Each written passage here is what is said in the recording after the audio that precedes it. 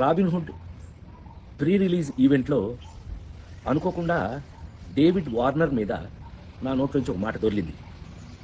అది కేవలం ఉద్దేశపూర్వకంగా చేసింది కాదు. అసలు నా ఉద్దేశం నా గురించి మీకు తెలియనిదేముంది. ఆ ఫంక్షన్‌కొచ్చే ముందు మేమందరం కలిసున్నాం.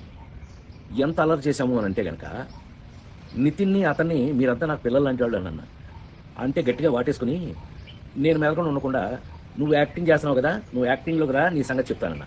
అంటే అతనన్నాడు, "మీరు క్రికెట్‌లోకి రండి, మీ సంగతి చెప్తానన్నాడు." ఇలా మాక్సిమం అల్లరి చేసాము. అల్లరి చేసి ఆ ఫంక్షన్‌కొచ్చాము. ఏది ఏమైనా లవ్ డేవిడ్ వార్నర్.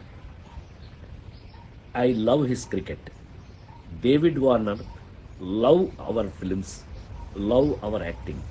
సో మేము నాకు తెలిసి ఒకళ్ళకి ఒకళ్ళం బాగా క్లోజ్ అయిపోయాం.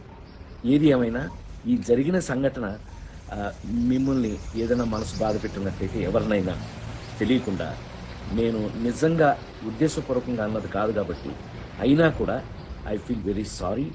నేను మీ అందరికీ సారీ చెప్తున్నాను. అలాంటిది ఇంకెప్పుడు జరగదు, జరగకుండా చూసుకుందాం.